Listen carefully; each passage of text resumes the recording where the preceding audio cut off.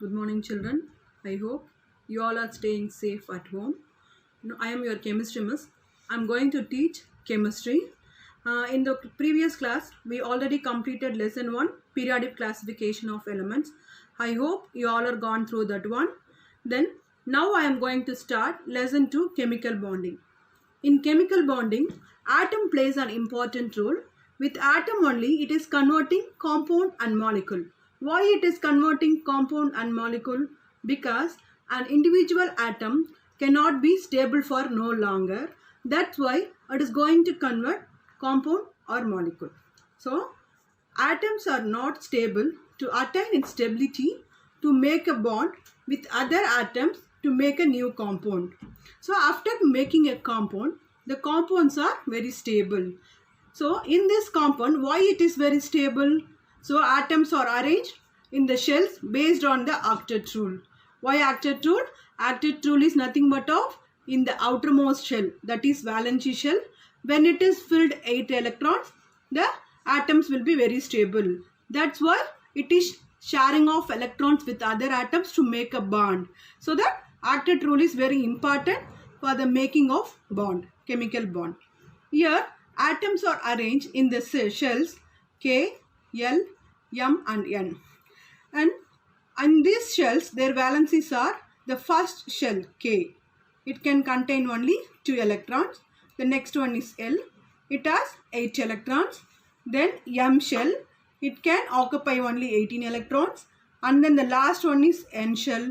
It has contained 32 electrons. Complete 8 electrons in their shell. Other than K shell, remaining shells we have a 8 electrons. So all the shells, first it is containing 8 electrons and then only it is filling remaining electrons. For example, first already L has 8 electrons but M has 18 electrons. In this M shell, first it can complete filling of 8 electrons. Again it can move to N shell. In this N also it can complete 8 electrons. After that only the remaining electrons can fill in the M and N shell. Now we can move on to the definition of valency. The combining capacity of an atom or element is called valency. Atoms attain 8 electrons in their outermost shell. Then the atom is stable. So for that we have an example of rare gases. Otherwise we can call it as a inert gases. So in these inert gases we have totally 6 atoms. Helium, neon, argon, krypton, xenon and radon. See, the first one atom is helium. It has only 2 electrons in its shell. So it is the only element following duplet rule. Duplet rule means it has only completing K shell. K shell's valency is 2, so it is completely filling K shell. That's why we can say it as a duplet. The next one is neon atom. Its atomic number is 10. So it is filling in the shell K and L shell 2, 8. Next, argon. 18 is atomic number.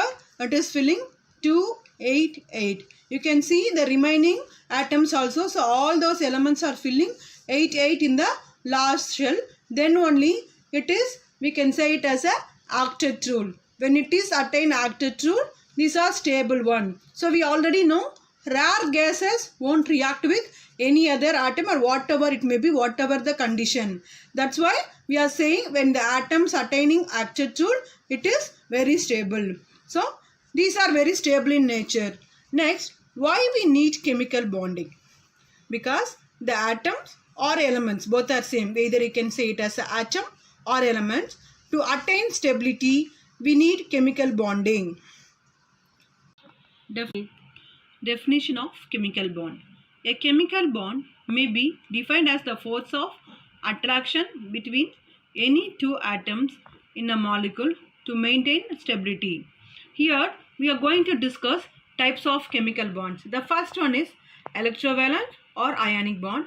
Second one is covalent or molecular bond. Then the last one is coordinate or dative bond. We can briefly see about electrovalent or ionic bond. Here the transfer of one or more electrons from one atom to the other atom to form a bond. That is the sharing of electrons. So either it is forming cations and anions. The positive charge ion and then the negative charge ion we are combining and give out a new compound. This one we can saying as a ionic bond. Only the sharing of electrons, one atom becomes a positive and the remaining atom it is gaining electron and becomes a negative. So these different charges of atoms attracting towards each other, then it is forming a new compound. So in this compound it is very stable. That's why we are saying this one as electrovalent, because here transferring of electron is taking place. Otherwise we can say it as ionic bond. Because of what? While transferring the electrons, one becomes a positive and the other becomes a negative. That's why we are saying ionic bond. Either you can say electrovalent or ionic bond. Only here the transferring of electron taking place between them, then the different charges of an atom, it's attracting towards it to make a compound. Next, covalent or molecular bond.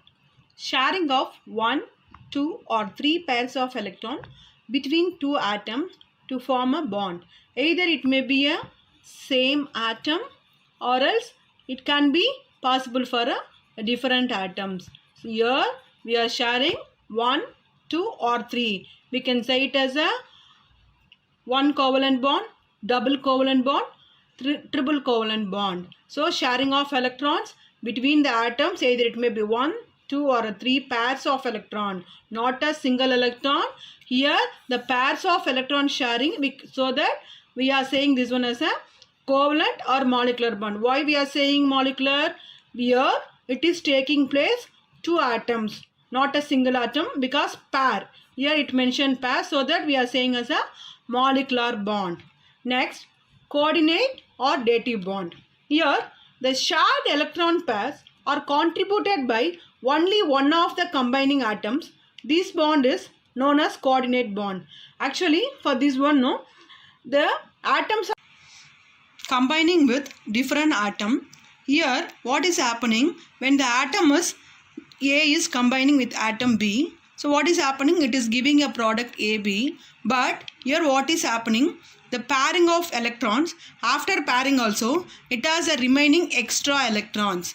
In this extra electrons it won't make any compound, but what it is doing, the remaining electrons again it is giving to the main compound. Here A is main atom, the remaining electrons it is giving, attracting towards the atom A, but no changes in the compound. The compound will be A and B, but the extra electrons always lie on the main atom, which is a main atom we are taking in this bond. So the main atom has extra electrons, but no changes in the compound. See, for example, if it is Na plus Cl minus, so it gives NaCl, and then remaining it has extra electrons. So it has extra electrons lies on the main compound, that is in this main atom sodium, not in the chlorine. So here also no changes, but the compound is sodium chloride, but it is having a extra shared pair of electrons.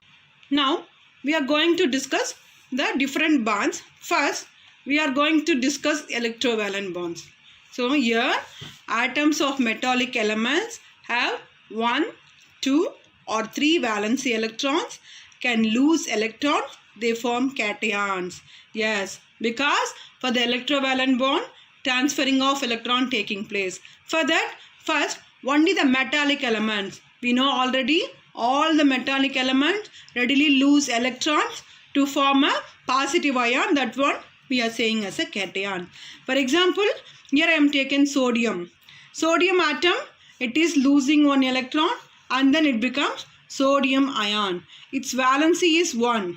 That's why it is losing only one electron and then it is acting as a sodium ion. We can say it as a sodium cation. Then the next thing, first we can form cation. Again we need one anion. Then only these cation and then anion combine together and gives out a new compound. Now, atoms of non-metallic elements. Actually, no, metals, it has a capacity to lose electron. So, it is acting as a cation. So, non-metallic, it is gaining electron. That's why the anions always non-metallic. These are 5, 6 or 7 valency in their outermost shell. can gain electron, they form anions. So non-metallics readily accept electrons. That's why we are saying as a anions mostly non-metallics. Example for anion formation, I am taken chlorine atom. Here chlorine atom is gaining one electron and then it is forming a chlorine anion. In this now, here it is gaining only one electron because its valency also 1. So it is gaining one electron and then acting as an anion. So here cation, otherwise we can say it as an electropositive element because of what? It is readily losing one electron and then forming a positive ion, that is cation. So we can say it as a electropositive element, otherwise cation. Next, anion. Anion other name is electronegative element. Electronegative element because of what? It is gaining one electron and then it is acting as a negative ion, anion. Either you can say anion or electronegative element. Now, the formation of electrovalent compounds. The chemical compounds formed as a result of the transfer of electrons from one atom of an element to the another element are called electrovalent compounds. So, already the cations and anions are formed and then these cations and anions are transferring their electrons and then it is mutually attracting towards it and making a compound. So, after forming a anion and cation, it becomes a new compound. So, the attraction between them, so that we are saying this is electrovalent compound. Here, electrovalency, the transfer of electron based on the valency of an element only is taking place. That's why the transfer of electrons during the making of bond, that one we are saying as a electrovalency. Next, what are the conditions for the formation of electrovalent bond? So here we need some of the conditions. Only 3 conditions we need. The first one is low ionization potential. Second one, high electron affinity. The third one is large electronegativity difference. So we can see one by one. Low ionization potential. Low ionization potential means it has to lose the electrons readily. That is, most probably this is only for a cation. For example, we can take any other metal. For example, calcium we are taking means it is removing 2 electrons because its valency is 2. So it is removing 2 electrons in it and then it is acting as a cation. That means calcium cation. So this is the thing we are saying low ionization potential because it is removing only 1, 2 or 3 valence electron in the outermost shell. Second condition, high electron affinity. It is nothing but of the formation of anion. See, again I am taking chlorine. It is readily gaining one electron and giving out a chlorine anion.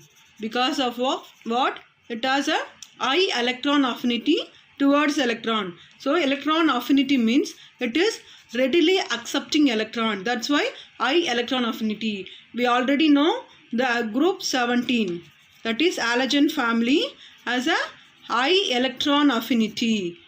That's why these elements readily gaining electrons and then acting as an anion. So high electron affinity also the one of the condition for the formation of electrovalent bond.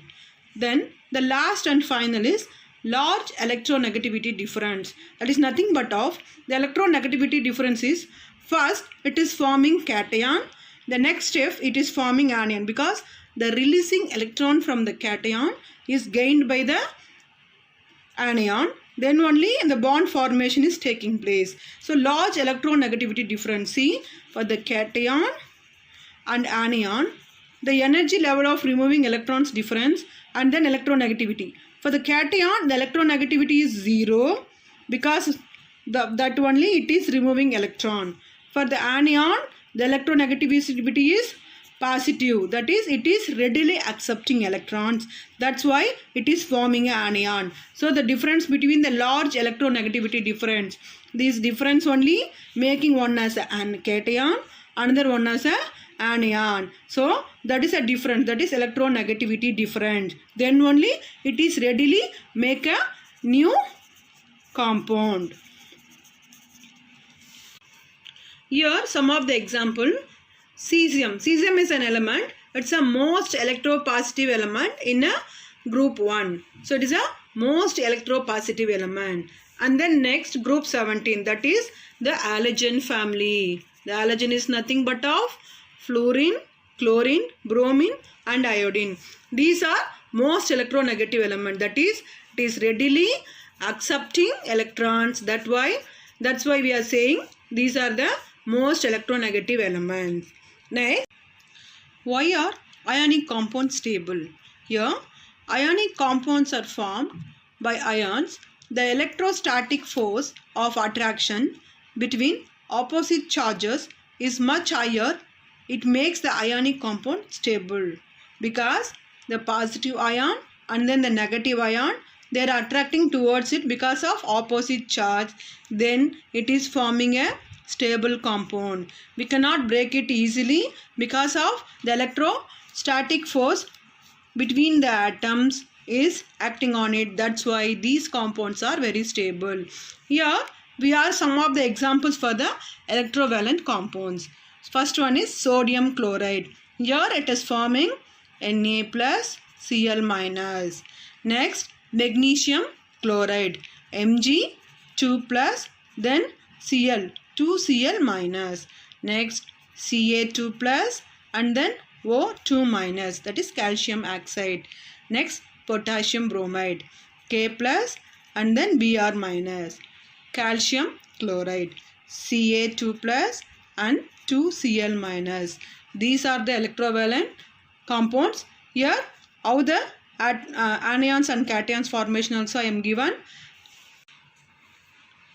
Structure of electrovalent compounds. First, I am taken sodium chloride. Formula is NaCl. Here, sodium, Na, its atomic number is 11. And then chlorine, Cl, its atomic number is 17. So, first one is the electronic configuration. So, how these atoms are arranged in the shell. K, L and M shells. Only it is occupying 3 shells. Sodium, its atomic number is 11. So, it has a electron distribution for these shells 2, 8 and 1. So, totally 11 electrons. The next one is chlorine. Its atomic number is 17. So, it also filling only 3 shells. K shell 2, L shell 8 and then the M shell, it has a 7 electrons. So, for that, to attain a stability,